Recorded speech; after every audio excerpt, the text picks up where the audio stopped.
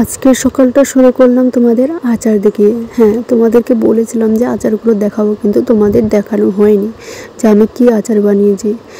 কাসুন্দি বানিয়েছি, আম কাসুন্দি, আর দু রকমের আচার হচ্ছে, একটা বাকলি ছাড়া একটা বাকলি দিয়ে, আর একটা হচ্ছে আমের জেলি, আর একটা চুকো, মানে চুকো একদম পুরো যেমন শর্ত বানায় সেরকম করে বানিয়ে নিয়েছি, একদম মুড়ি সুড়ি দিয়ে খেতে অনেক ভালো লাগবে। তো ভিডিওটা এখান থেকে স্টার্ট করলাম। অনেক বেলা হয়ে গেছে, শরীরটা ভীষণ খারাপের জন্য উঠতে পারি না সেরকমভাবে। তো এখন বাজে মনে হচ্ছে 8টা, 8:30 কি 9টা বাজবে এরকম। তো বেলা অনেক হয়েছে, আচারগুলো অনেক দিন পরে রৌদ্র পেয়েছে জানো তো। তো সেরকমভাবে আচার বানিয়েছে পর্যন্ত ধুম বৃষ্টি, তো তার জন্য সেরকম দেওয়া হয় না। আর এদিকে দেখো আমার ঘর দুয়ারের অবস্থা কেমন, গোছাতে পারছি না, মানে যে কাজগুলো করব সে শক্তি পাচ্ছি না, এরকম অবস্থা হয়ে গেছে আমার।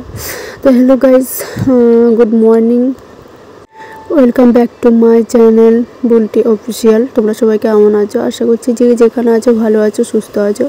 তোমাদের সবার আশীর্বাদে আমি ভালো থাকলেও কি বলবো কিছু বুঝতে পারছি না। তো মুখ দেখে বোঝা যায় না ভালো মানে আছি না নেই। সব কথা তো আর সব জায়গায় বলা যায় না, তোমাদেরকে আগের দিনও বলেছি, সব কথা সব জায়গায় বলা যায় না। তো আমার যে অসুবিধাটা সেটা আমি মুখ ফুটে কাউকে বলতে পারছি না, তবে সময় হলে অবশ্যই সবাই জানতে পারবে। তো এখনও ডক্টরের কাছে যাইনি, যাবো বলে, তবে কেউ নেই পাশে বুঝলে, তার জন্য ডক্টরের কাছে যাওয়া হয় না। মানে মনও খারাপ করি না, তোমাদেরকে একদম ফ্রি মাইন্ডে বলছি, পাশে কেউ নেই তার জন্য সেরকমভাবে ডাক্তারের কাছে যাওয়া হয়নি। একা একা বাবুকে নিয়ে কি করে যাব সেটাই ভাবছি।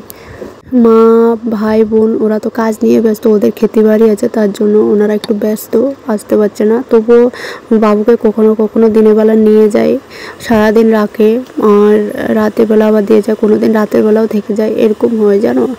তো আমি এখানে ভয়েস ওভারটা করেছিলাম, ভয়েস ওভারটা আমি অফ করে দিয়েছি, কারণ ভয়েস ওভার একদম শোনা যাচ্ছিল না, আমার কথাগুলো কেমন কেমন হয়ে গেছে।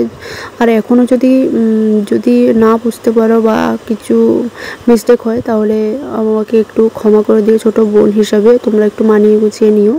তো ভিডিওটা আজকে বেশি করিনি, যা হোক একটুখানি করেছি, সেটাই তোমাদের কাছে শেয়ার করেছি।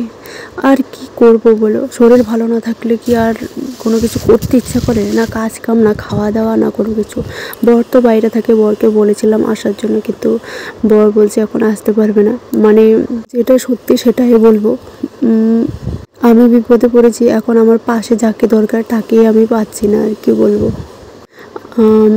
আমাদের যখন যাকে দরকার, মানে যাকে চাই তাকে পাই না বুঝলে, এরকম অবস্থা।